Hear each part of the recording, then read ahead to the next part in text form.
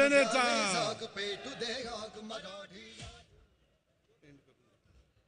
काळजी नसावी, लगेच आटोपत घेणार आहे, कारण तुमच्या इतकाच राजसाहेबांच्या मुखातील अंगार ऐकण्याकरता आम्ही सर्वजण वाट बघत आहोत.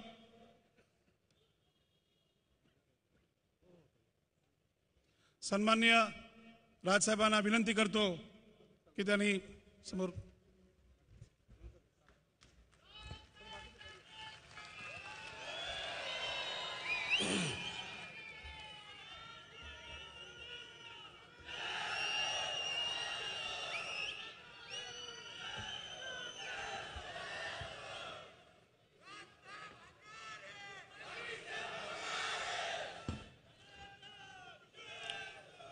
जमलेल्या माझ्या तमाम मराठी बांधवांनो, भगिनींनो आणि मातांनो,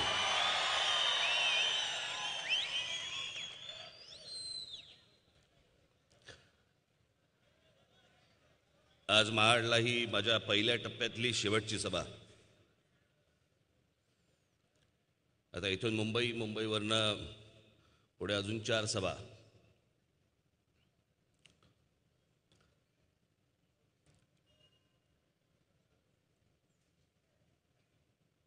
काय पाहिल्या बिल्या की नाही सभा?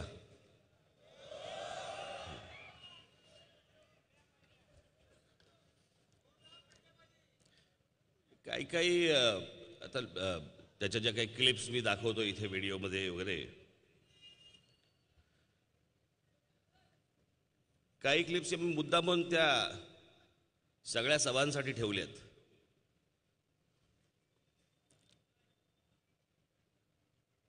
आणि याचं कारण मी माझ्या पहिल्या सभेमध्ये मी सांगितलं होतं की ते तुमच्या ते व्हॉट्सॲपवरती येतात ना, बघता पुढे ढकलता, बघता पुढे ढकलता, बघता पुढे ढकलता, रोज एवढ्या गोष्टी त्याच्या तुमच्या समोर डोळ्यासमोर पडत असतात की तुम्ही मागच्या त्या सगळ्या गोष्टी विसरून जात असतो आपण माणूस. आणि निवडणुकीचं मतदान होईपर्यंत तुम्ही त्या गोष्टी विसरू नयेत. तो स्क्रू बरोबर सतत फिट व्हावा आतमध्ये आणि तो विचार करत तुम्ही तो मतदानाला जावं. पण मी काही गोष्टी या तुम्हाला सतत सातत्याने दाखवत असतो. काही नवीन गोष्टी असतात, काही नवीन गोष्टी मिळतात. मला आता कळलं की त्या इंटरनेटवरती अनेक त्या मोदींचे भक्त नमो रुग्ण 2014ला बघा, 2014ला वाटेल त्या खोट्या बातम्या, वाटेल त्या गोष्टी गेली 5 वर्ष नुसते आपले ते ढकलतायत.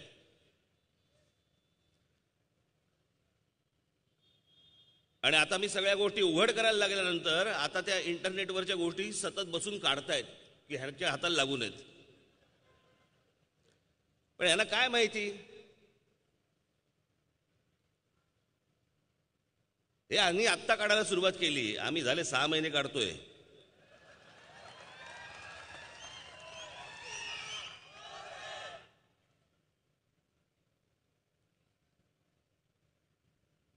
या लोकांना कशा प्रकारे उघड केलं पाहिजे याचा विचार का हा काय कालपरवाचा नाहीये.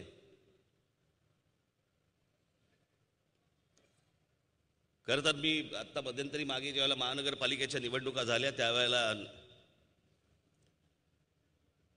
मी 4 सभा घेऊ शकलो होतो त्यावेळेला.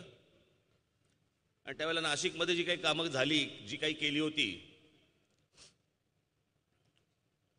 त्याचं प्रेझेंटेशन मी अशा प्रकारे मी लोकांसमोर दाखवलं होतं. खरं तर तेव्हाच माझ्या मनामध्ये सुरू झालं होतं ते की या प्रकारचं कॅम्पेन करणं गरजेचं आहे. आणि हे का आवश्यक आहे, याच्या पुढे तुमच्या समोर येणारे जे कोणी राजकारणी लोक असतील, जे कोणी पुढारी असतील, ते याच्या पुढे तुमच्याशी खोटं बोलणार नाहीत, तुम्हाला खोटी स्वप्न दाखवणार नाहीत.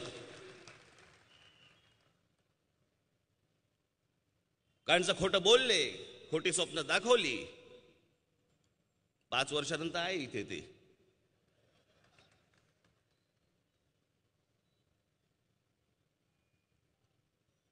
हे नरेंद्र मोदी आणि हे बाकी मंडळी सगळी यांना कळलं नाही त्यावेळेला की आपण जे काय बोलतोय हे रेकॉर्ड होतंय. हे त्या इंटरनेटवर मध्ये सापडलं जातंय. त्यांना असं वाटलं की त्यावेळेला आपण बोलून गेलो, आता कोण लक्षात ठेवतोय? आम्ही आहोत ना.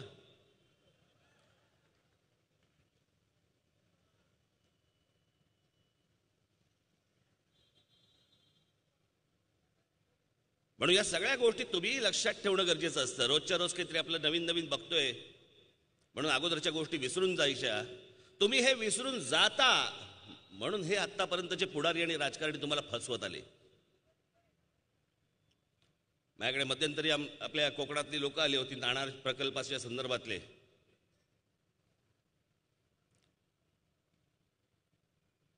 आणि मला त्यांनी आले, मला पेढे बिडे दिले. मला बोलले की नाही, सरकारने सांगितलं की आता नाणार प्रकल्प रद्द होणार.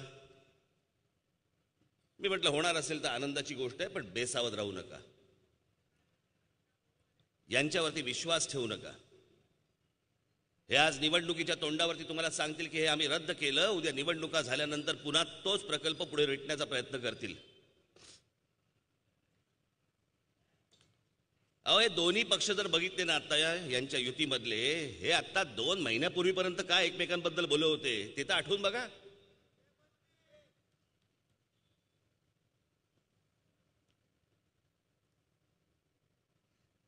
भारतीय जनता पक्ष आणि शिवसेना ज्या प्रकारे एकमेकांना शिव्या घालत होते, अनेकांना असं वाटलं होतं की नाही यांची युती आता होणार नाही, कारण खोट्या डरकाळ्या तर तशाच फोडल्या होत्या. मी तेव्हापासून ह्यांना सगळ्यांना सांगत होतो, मी म्हटलं बघा योग्य वेळेला युती करतील, दोघेही लाचार आहेत.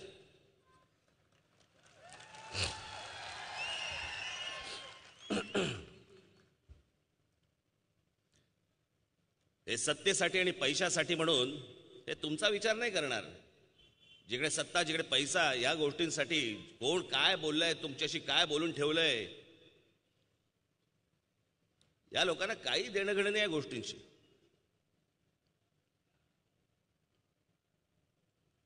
आज ही 17वी लोकसभेची निवडणूक आहे. हा आमचा कोकण आज 17वी लोकसभेची निवडणूक बघतोय.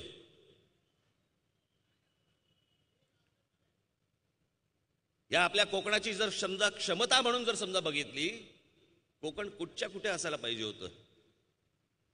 मी माझी इथे मागे एकदा कुठेतरी खेडला का चिपळूणला माझी सभा झाली होती, त्यावेळेला मी सांगितलं होतं एकदा कधीतरी जाऊन केरळ बघून या, आपल्या कोकणासारखंच आहे. पण अख्खं राज्य हे कशावरती चालू आहे तर फक्त टुरिझमवरती चालू आहे.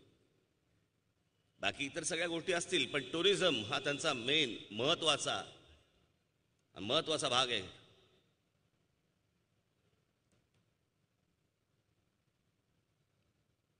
आणि जर समजा तुम्ही केरळ याच्याबरोबर जर समजा कोकणाची बरोबरी करायची ठरवली तर कोकण कुठच्या कुठे आहे, खूप पुढे आहे. निसर्गाच्या दृष्टिकोनातनं खूप पुढे. इथे काय व्हायला पाहिजे होतं? हे एवढे आमदार आजपर्यंत निवडून आले, एवढे खासदार निवडून आले, दिल्लीत गेले, अभ्यासाच्या नावाखाली परदेश दौरे करून आले. कोकणात काय बदललं? नुसते रस्ते होणं म्हणजे नुसती प्रगती नाही. आज जग कुठच्या कुठे गेलेलं आहे. मी तुम्हाला खरं सांगतो, जर कोकणाचा नीट विकास जर समजा परदेशी पद्धतीने जर नीट केला तर हे फक्त कोकण हे आपले 3 जिल्हे हे महाराष्ट्र जगवू शकतं.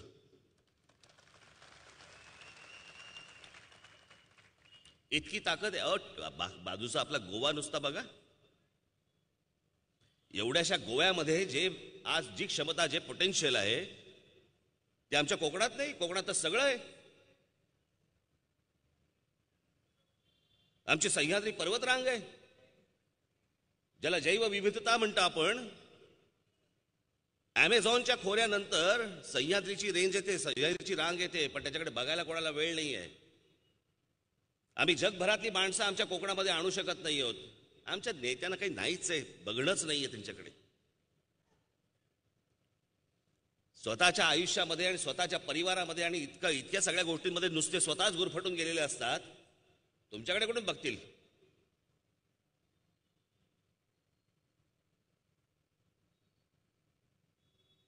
आणि त्याच्यात जर समजा अशा परिस्थितीमध्ये जर समजा ही नरेंद्र मोदींसारखी जर माणसं जर समजा सत्तेवरती बसली असतील तर मग बघायलाच नको, सोने पे सुहागा.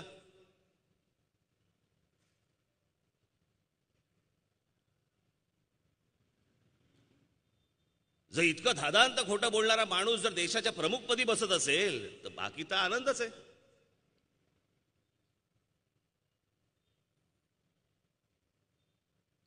गेली 5 वर्ष फक्त हा देश 2 माणसं चालवत आहेत.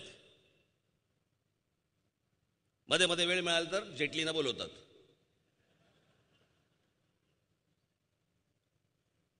दोन माणसं.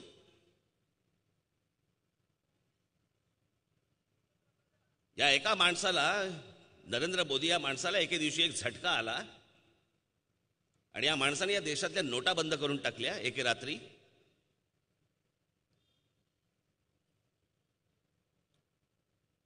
केवढी स्वप्न दाखवली होती या माणसाने. मी सत्तेत आल्यानंतर या गोष्टी करीन, त्या गोष्टी करीन, त्या गोष्टी करीन. आल्यावरती नुसत्या फक्त काँग्रेसच्या योजनांची नावं बदलली आणि तुमच्यासमोर धडा धडा धडा धडा फेकली, धडा धडा फेकली. काय झालं त्या मेक इन इंडियाचं?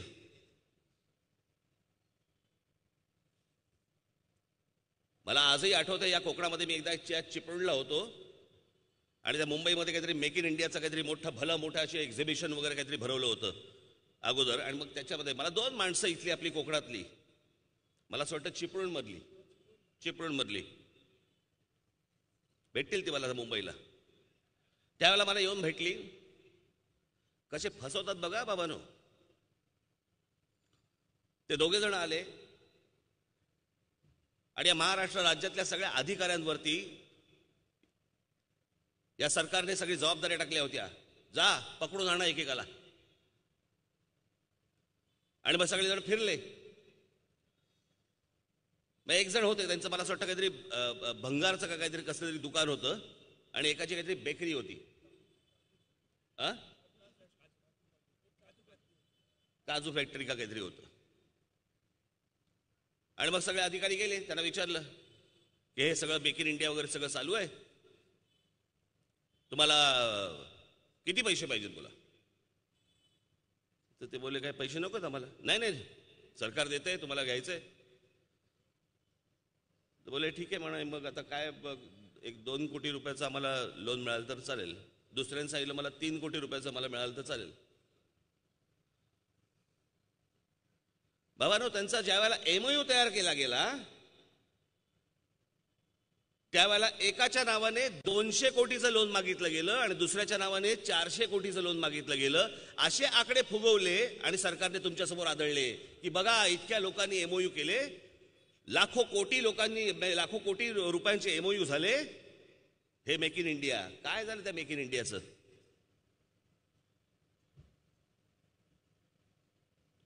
आज आमच्या एक महाराष्ट्रामधला एक मुलगा, एक वैमानिक, ज्याने स्वतःचं एक विमान बनवलं,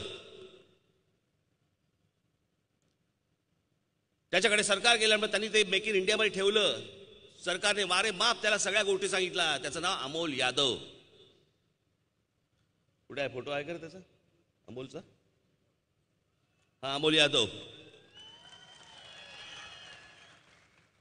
टाळ्या वाजून काही उपयोग नाहीये. सरकारने याला सांगितलं की आम्ही तुला इतकी जमीन देतो पालघरच्या ठिकाणी आणि 35,000 कोटी रुपये तुझ्या या प्लांटसाठी लावतो आम्ही.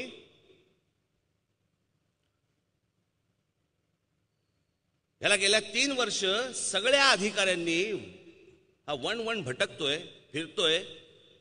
आणि आज अमोलची परिस्थिती आता अशी आहे की तो आता भारत सोडून अमेरिकेला निघून चाललाय आणि तिकडे एका विमान कंपनी बरोबर तो करार करण्याचं चालू आहे त्याचं.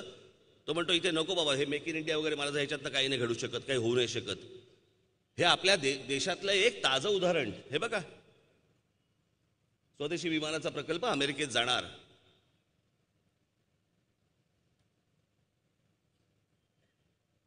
या देशातल्या मुलांना, तरुणांना, तरुणींना स्वप्न दाखवली की तुम्ही नवा उद्योग सुरू करा, तुम्हाला पैसे मिळतील. सगळे खोटे स्टॉल्स उभे केले गेले, सगळे तुमच्या बँकांचे. आणि त्यांना कोणा काही सांगितलंच नाहीये. बस आपली तिकडे मुलं गेली, त्यांनी आपले त्यांचे फॉर्म भरले, सगळ्या गोष्टी केल्या. इतकी हरहुन्नर मुलं आज आपल्या देशामध्ये, महाराष्ट्रामध्ये आहेत. काय सांगून गेली असतील आपल्या आई वडिलांना की आमच्या पंतप्रधानांनी एक योजना आणलेली आहे, मी गेले अनेक वर्ष जे स्वप्न बघत होतो आता ते पूर्ण होणार, मी मोठा होणार किंवा मी मोठी होणार, मी तुम्हाला सांभाळणार याच्या पुढे. आणि या लोकांनी त्या सगळ्या तरुणांचा, त्या सगळ्या सर्व तरुणींचा स्वप्नांचा चक्काचूर करून टाकला. काही घडलं नाही पुढे. त्या मेक इन इंडियाचाही काही घडलं नाही, त्या स्टार्टअप इंडियाचाही काही घडलं नाही. ह्याला काय नक्की काय घडवायचं होतं? या नरेंद्र मोदी आणि अमित शहाना नक्की काय घडवायचं काय होतं? कशासाठी नोटबंदी केलीत तुम्ही? सांगितलं बारे माप की या देशातला काळा पैसा आम्हाला बाहेर काढायचा आहे. काळा पैसा बाहेर काढायचा तुमच्याकडे भारतीय जनता पक्षाकडे आता निवडणूक लढवण्यासाठी काळा पैसा आलाय कुठून ते पहिले सांगा आम्हाला. आज देशभरामध्ये वारे माप हजारो कोटी रुपये वाटतायत, हजारो कोटी रुपये. भाजपकडे पैसे आले कुठून?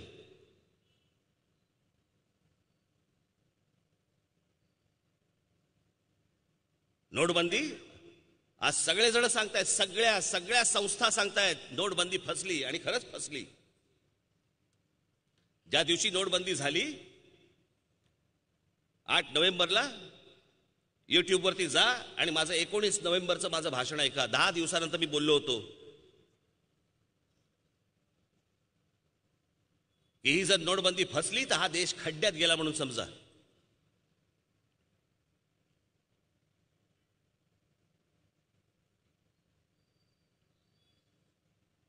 या नोटबंदीचा निर्णय घेताना या देशाची सर्वोच्च bank RBI, reserve bank of India, याच्या गव्हर्नरला माहित नाही, आमच्या देशाच्या मंत्रिमंडळाला माहित नाही, आमच्या देशाच्या फायनान्स मिनिस्टरला माहिती नाहीये. आमच्या पंतप्रधानाला एक झटका आला आणि त्यांनी रात्रीच बंद करून टाकल्या नोटा. सगळेजण रांगेमध्ये उभे, नोटा बदलतायत. काय या देशावरती आलं?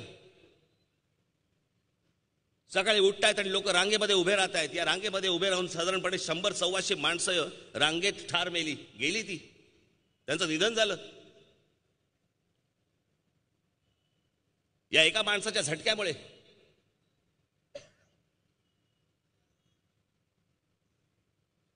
शहरांमध्ये ती एटीएमची मशीन्स असतात, नव्या नोटा आणल्या, त्या नव्या नोटा त्या एटीएम मध्ये जाईनात, त्याच्यामुळे एटीएमची मशीन्स बदलायला लागली, त्याच्यावरती काही हजार कोटी रुपये खर्च. पण नोटा बंद केल्यानंतर ती एटीएम मशीन बदलायला घेतली. हा सगळा एक्सरसाइज तुम्हाला अगोदर करता येत नव्हता, कारण ह्यांचा हेतूच वेगळा होता.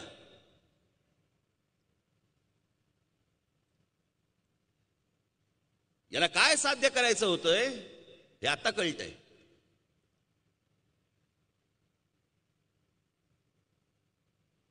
आता आरबीआयने सांगितलंय, आता रिझर्व्ह बँक ऑफ इंडियाने आता सांगितलंय की 2014 नाही, माफ करा, त्यांनी सांगितलं नोटबंदीच्या अगोदर जेवढी कॅश भारतामध्ये फिरत होती त्याच्यापेक्षा दुप्पट तिप्पट कॅश आता भारतामध्ये फिरतीये. आली कुठून कॅश? ही आली या निवडणुकांमधनं. गुजरात निवडणूक, कर्नाटक निवडणूक, मध्य प्रदेश निवडणूक, राजस्थान निवडणूक,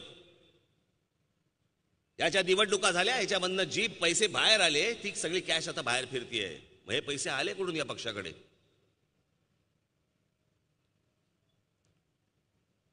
आणि सगळेजण सांगतात नोटबंदी फसली. 99.3% पैसे परत आले आरबीआयला. मग तुमच्या हाताला काय लागलं? तुम्हाला कशासाठी पाहिजे होतं? आणि त्यावेळेला मोठ्या अगदी चढ्या आवाजामध्ये आमचे पंतप्रधान सांगत होते, ऐका तुम्ही काय सांगत होते. भाइयों बहनों, मैंने सिर्फ देश से 50 दिन मांगे हैं, 50 दिन. 30 दिसंबर तक मुझे मौका दीजिए मेरे भाइयों बहनों. अगर 30 दिसंबर के बाद कोई मेरी कमी रह जाए, कोई मेरी गलती निकल जाए, कोई मेरा गलत इरादा निकल जाए, आप जिस चौराहे में मुझे खड़ा करेंगे, मैं खड़ा होकर के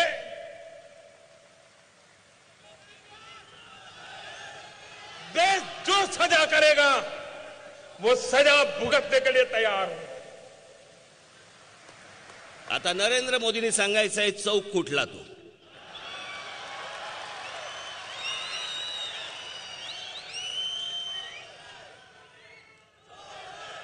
देशाची हालत करून ठेवली या माणसाने. आणि इथे नोटा बंद केल्या आणि त्या रात्री हा माणूस जपानला गेला आणि तिकडे जपानमध्ये तिथे जे कोणी भारतीय लोक होते त्यांच्या समोर, त्यांचं आता मी आणलेलं नाही ते भाषण, पण त्यांच्या समोर या माणसाने तिथे जपानमध्ये भाषण केलं. कशी वाट लावून आलोय या भारताची.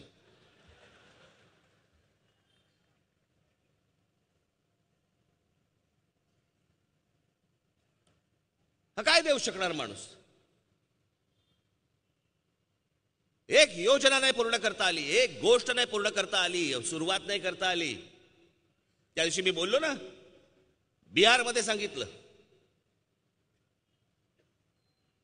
एका आठवड्यामध्ये 8.5 लाख संडास बांधले बोलले.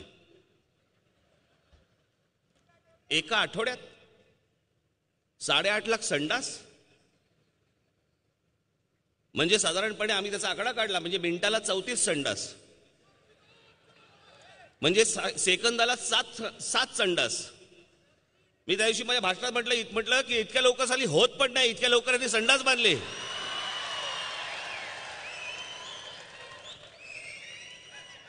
काय खोटं बोलायला काय मर्यादा. वाटेल ते माणूस बोलतो, वाटेल ते. गेले 5 वर्ष दिसला माईक की आपलं काय वाटेल ते बोलायला सुरुवात करतो. आणि काय सुरुवात करायची मग नेहरूंना शिव्या घालायला सुरुवात करायची, मग इंदिरा गांधींना शिव्या घालायला सुरुवात करायची. 60 वर्षांमध्ये यांनी काहीच केलं नाही. अरे 60 वर्ष त्यांनी जर समजा काही केलं नसतं, हा मोबाईल फोन, ही सगळी टेक्नॉलॉजी, हे इंटरनेट, हे व्हॉट्सअप जर त्यांच्या काळात आलं नसतं, मोदी तुम्हाला खोटा प्रचार कुठून करता आला असता.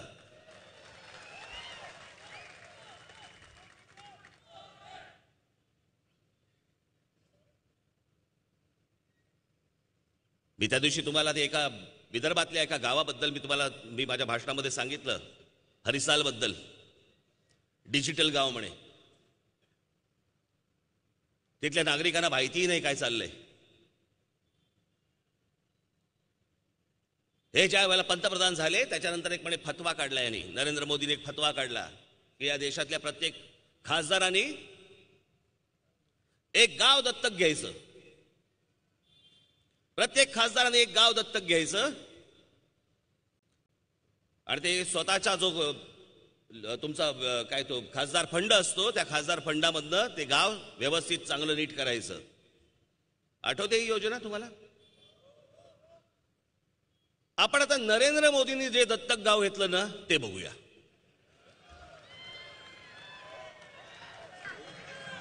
हमारे गांव के प्रधानमंत्री नरेंद्र मोदी 5 मार्च को गोद लिए थे. मैंने सोचा कि अब यहाँ पर सारा काम हो जाएगा, मगर यहाँ पर कुछ कार्य नहीं हुआ. और वो बोले थे कि 21 बिंदुओं पर काम होगा, मगर एक बिंदु पर काम नहीं हुआ. हमारे गांव में समस्या सारे हैं, जैसे कि नाले की आवश्यकता है और कुएं के पानी प्रदूषित है, और यहाँ पर पंचायत भवन नहीं है, इंटरमीडिएट कॉलेज नहीं है, और फील्ड का सुंदरीकरण के लिए बोले थे, एटीएम के लिए बोले थे, और पंचायत घर के लिए बोले थे, मगर किसी बिंदुओं पर काम नहीं हुआ.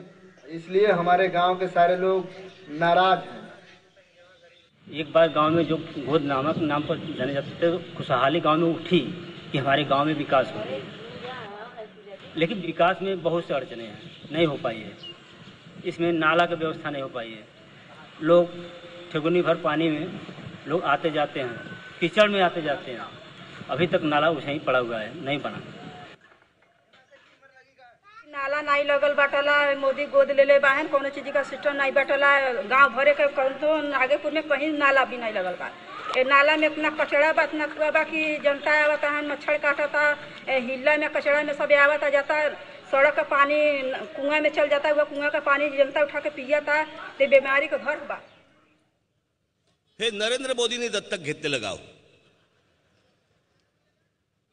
स्वतः जे दत्तक घेतलंय गाव, त्या गावाकडे हा माणूस पाहू शकला नाही, तो तुमच्याकडे बघणार. त्यांना वाटलं नाही की आपण ज्या थापा मारतोय ते लोक बघायला जातील, टुरिझम पॉइंट होईल तो एक.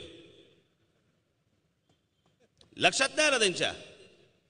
आता कळतंय त्यांना की आपण बोललोय काय काय बोललो होतो, आणि या सगळ्या गोष्टींकडे आम्ही दुर्लक्ष केलं. या गावांची परिस्थिती तशी. लोकांच्या नोकऱ्या गेल्या नोटबंदीमुळे, जीएसटीमुळे. जवळपास या नुसत्या नोटबंदीमुळे कळलेल्याप्रमाणे, अधिकृत आकड्यांप्रमाणे काहीतरी 4.5 का 5 कोटी लोकांचे नोकऱ्या गेल्या. 4.5 का 5 कोटी. 4.5 का 5 कोटी कशाला म्हणतात तो? घरामध्ये 4 माणसं जर समजा आपण पकडली, साधारणपणे 20 कोटी या देशाची 1.25 कोटी लोकसंख्या आहे. त्यातली 20 कोटी लोकांच्या घरामध्ये काय? काही नाही. एका माणसाने निर्णय घेतला आणि इतक्या लोकांच्या नोकऱ्या गेल्या. बाकी अनधिकृत आकडा आपल्याकडे नाहीच आहे. म्हणजे एखाद्या गाडीवरती समजा 4 पोरं असतील, त्याच्यातली 2 कमी केली. एखाद्या दुकानामधली 6 माणसं असतील, त्यातली 2 कमी केली. तो आकडा नाहीच आहे. आणि हे सगळे विषय जेवढे आहेत ना, हे सगळे विषय टेलिव्हिजन चॅनल्स बंद करून टाकले, दाबून टाकली. वर्तमानपत्र बंद करून टाकली. पत्रकारांना बंद करून टाकले. तुमच्यापर्यंत आकडे पोचवायचेच नाहीत.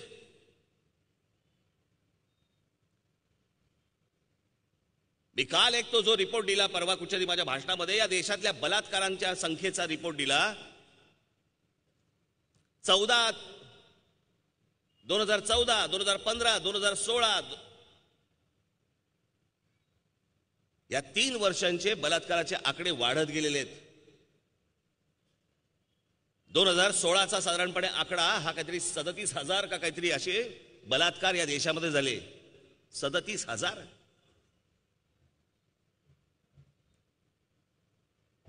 पुढे शोधतोय आम्ही.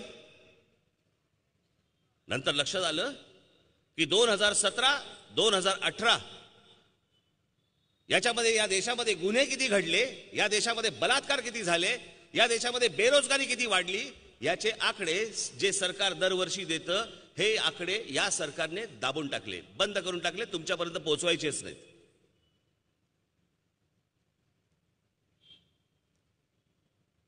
तुमच्यापर्यंत पोहोचवायचेच नाहीत. ही पद्धत 1930, 31, 32च्या या नंतरच्या काळामध्ये, ॲडॉल्फ हिटलरच्या काळामध्ये होती की वर्तमानपत्र बंद करून टाकायची. त्यावेळेला काही टेलिव्हिजन चॅनल्स नव्हती. पण लोकांपर्यंत, जनतेपर्यंत ही आकडेवारी पोचवायचीच नाही. गोष्ट ती खरी गोष्ट पोचवायचीच नाही. सगळ्या खोट्या गोष्टी तुमच्यापर्यंत पोचवायच्या. हे सगळं तंत्र या नरेंद्र मोदींनी इथे आणलं. पण त्याच्या एक लक्षात नाही आलं की या देशामध्ये एक सोशल मीडिया नावाचा पण एक जगामध्ये काहीतरी एक नवीन गोष्ट आली, जी लोकांना मोबाईल फोनवरती दिसते, जो मोबाईल फोन त्यांच्या बरोबर असतो. आणि त्याच्यातनं या सगळ्या गोष्टी उघड होत गेल्या. केवढी वारेमाप स्वप्न या माणसाने दाखवली. काय तर म्हणे नोटबंदी आणि या सगळ्या गोष्टीनंतर आम्ही देश म्हणे कॅशलेस करणार. कॅशलेस महीची तुम्ही आता माणसं फोडताय निवडणुकीत. काँग्रेसची, राष्ट्रवादीची, इकडची तिकडची ही जी माणसं फोडतायत, कुठून कार्ड स्वाईप करता?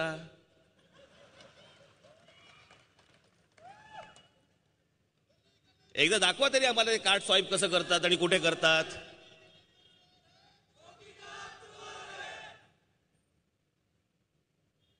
कॅशलेस.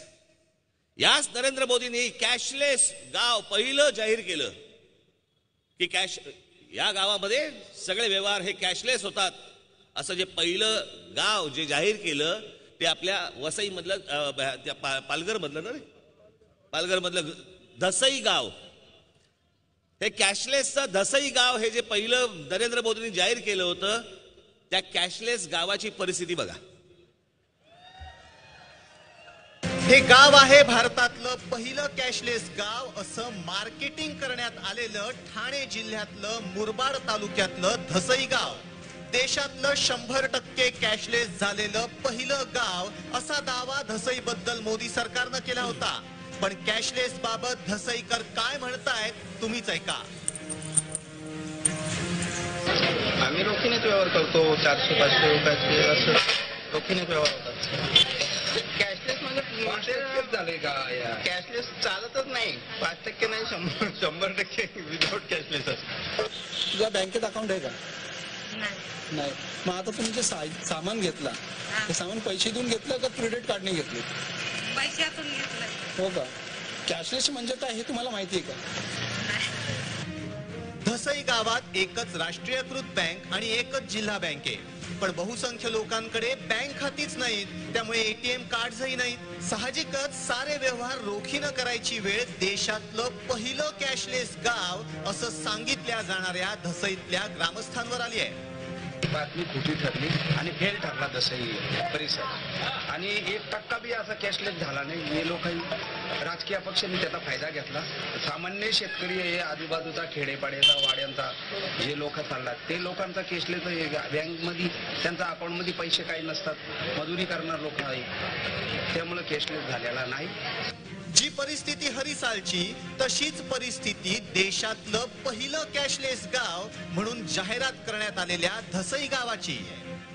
या गावाची परिस्थिती पाहता कॅशलेस इंडियाचा मोदी सरकारचा कारभार म्हणजे दिव्याखाली अंधार असंच म्हणावंसं वाटतं. फैयाज शेख, साम टीव्ही, मुरबाड.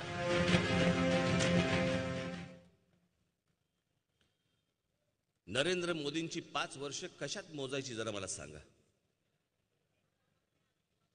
अशी कोणती गोष्ट सांगायची मला जरा सांगा की ज्याच्यामध्ये नरेंद्र मोदींचं नाव घेता येईल.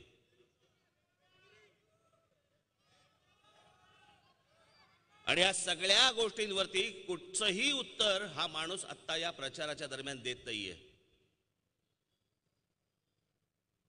कोणतीही गोष्ट नरेंद्र मोदी बोलायला तयार नाहीयेत. जेवढ्या म्हणून काही योजना या देशाला सांगितल्या, या देशातल्या तरुणांना आणि तरुणींना जी स्वप्न दाखवली त्याच्याबद्दल नरेंद्र मोदी काहीही बोलायला तयार नाहीयेत. फक्त एकच गोष्ट बोलतायत. पुलवामामध्ये झालेल्या जे शहीद जवान आहेत त्यांच्या नावाने मला मतं द्या. ज्यांनी एअर स्ट्राईक केला त्या पायलटच्या नावाने मला मतं द्या. जवानांच्या नावाने मतं मागायची वेळ आली आमच्या पंतप्रधानावरती. याचं कारण दाखवण्यासारखं काही राहिलंच नाही, उरलंच नाही. त्यांना असं वाटलं की मी अशा काहीतरी गोष्टी करीन की ज्याच्यातनं भावनेला हात घालून मी लोकांना वाटेल की बाबा नाही नाही देश संकटात आहे. संकटात पाकिस्तानचा पंतप्रधान इम्रान खान सांगतो की नरेंद्र मोदी निवडून आले पाहिजेत. 1947 सालापासून त्या 2019 सालापर्यंत या देशामध्ये अनेक पंतप्रधान होऊन गेले, परंतु पाकिस्तानचा पंतप्रधान कधी बोलला नाही की आम्हाला भारताचा हा पंतप्रधान हवाय. कशासाठी हवाय? मॅच आहे.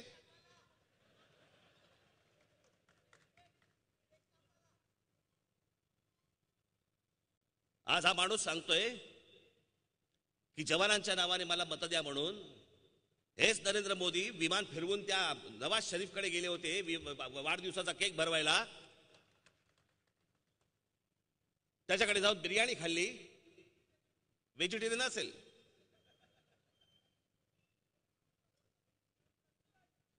पण ते चित्र पाहताना, तो फोटो पाहताना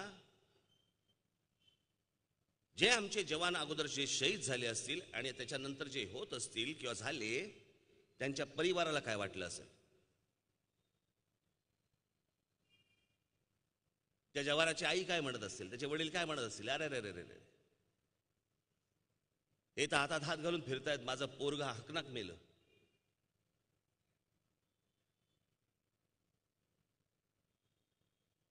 आज जे नरेंद्र मोदी अगोदरच्या सरकारला प्रश्न विचारत होते की आरडीएक्स येतं कुठून आणि शस्त्र येतं कुठून, येतात कुठून, त्याच यांच्या काळामध्ये मी आता माझ्या पुढच्या माझ्याकडे आत्ता ते नाही आहे, नाही तर मी तुमच्यासमोर ते वाचून दाखवलं असतं. मी माझ्या एका मेळाव्यामध्ये मी वाचून दाखवलं होतं. मी ते पुढच्या मेळाव्यामध्ये मी पुढच्या माझ्या सभेमध्ये मी वाचून दाखवणार आहे ते.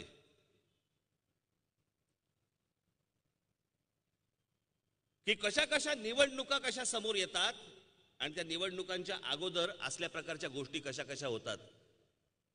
जसं कुठचा तो पठाणकोटचा हल्ला झाला, तो पठाणकोटचा ज्या वेळेला हल्ला झाला त्याच्यानंतर लगेच कोणत्या निवडणुका होत्या.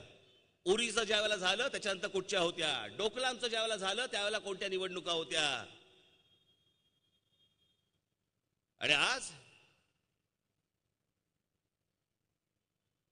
जे आता मध्यंतरी जे झालं पुलवामाला, या देशातल्या जे लोकसभेच्या निवडणुका आहे, मी ही गोष्ट 4 वर्षापूर्वी बोललो होतो की नरेंद्र मोदी निवडणुकीच्या तोंडावरती एखादी युद्ध सदृश परिस्थिती निर्माण करतील आणि ते कॅम्पेन म्हणून वापरतील, त्याचा वापर करतील.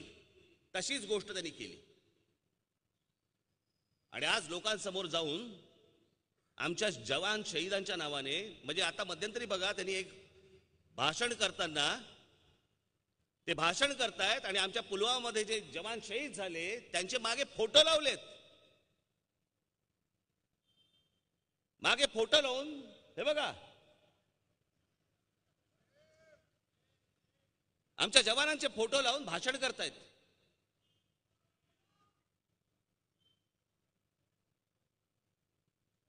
आणि आता एक आठवड्याभरापूर्वी महाराष्ट्रामध्ये आले होते आणि महाराष्ट्रामध्ये येऊन त्यांनी काय भाषण केलं मी हे मुद्दामून सगळ्या ठिकाणी ऐकवणार आहे, खास करून अख्ख्या सगळ्या माझ्या भाषणामध्ये ऐकवणार आहे. या 3 गोष्टी मी निश्चित ऐकवणार सगळ्यांना. मला कल्पना आहे की माझं समजा भाषण अजून रोज टेलिव्हिजनवरती बघत असतील त्यांना ही पण गोष्ट सतत समजू दे, सतत तो स्क्रू जो आहे ना तो सतत फिट होऊ दे आतमध्ये. हे विसरताच कामा नये की आमचा पंतप्रधान काय करतोय.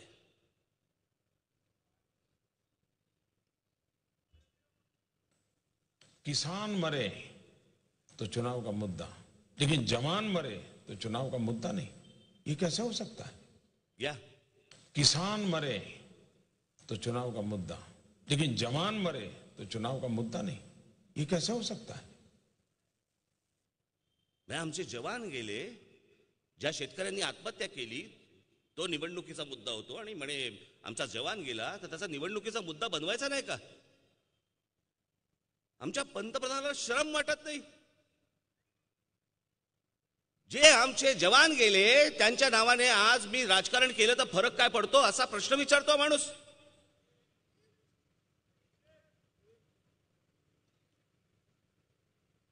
आणि जाहीररित्या हा माणूस येऊन भाषणामध्ये सांगतो की पुलवामाच्या जवानांच्या नावाने मला मतदान करा म्हणून.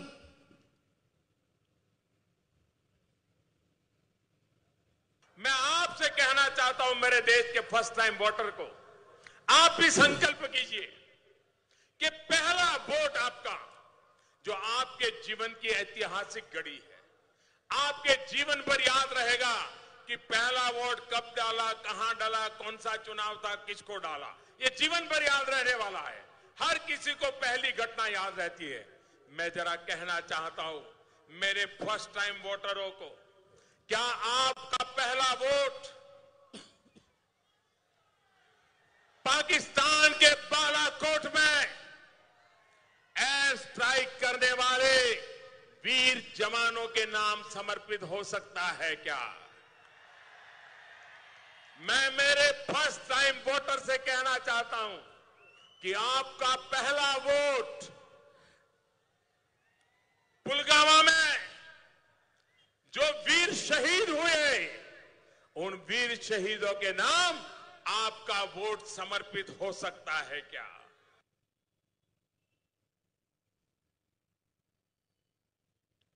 बघितलं असं पंतप्रधान तुम्ही?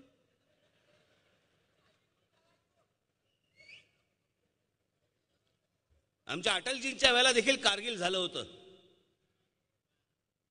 पण आमच्या अटलजींनी त्याचा कधी बाजार नाही मांडला.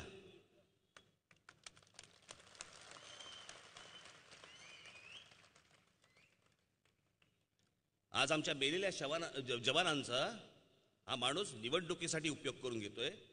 याचं कारण तुम्हाला सांगण्यासारखं काही नाही, तुम्हाला दाखवण्यासारखं काही नाही. सगळ्या गोष्टींमध्ये हा माणूस नापास झालेला आहे. आणि म्हणून मी आज माझा कुठे उमेदवार उभा नाही, माझा पक्ष निवडणुकीमध्ये नाही, म्हणून मी तुम्हाला फक्त एवढंच सांगण्यासाठी आलेलो आहे, बाबांनो, ही दोन माणसं, नरेंद्र मोदी आणि अमित शाह, ही दोन माणसं पुन्हा राजकीय क्षितिजावरती दिसता कामा नयेत. आणि यांना मदत होईल अशा कोणत्या इतर दुसऱ्याही पक्षाला तुम्ही मदत करता कामा नये, कारण त्यांना मदत करणं म्हणजे ह्यांना संजीवनी देणं आहे.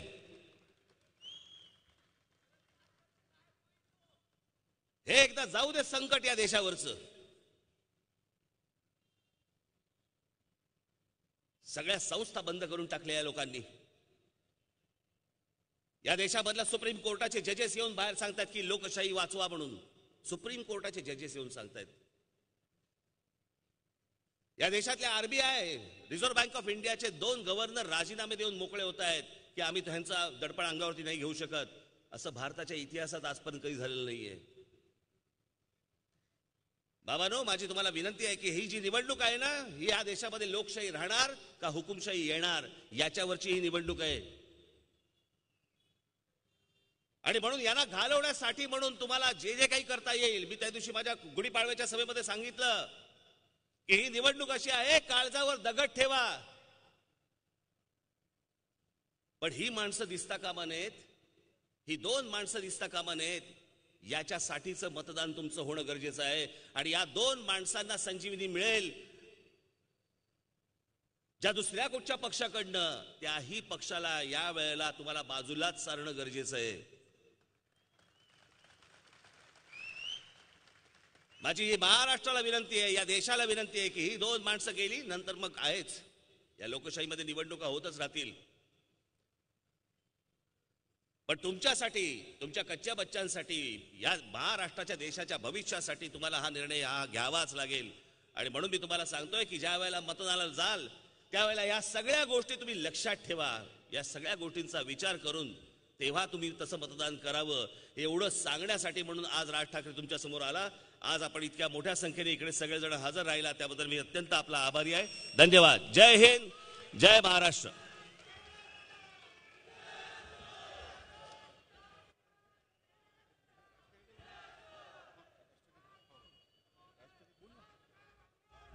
राष्ट्रगीत होईल आणि सभा संपेल.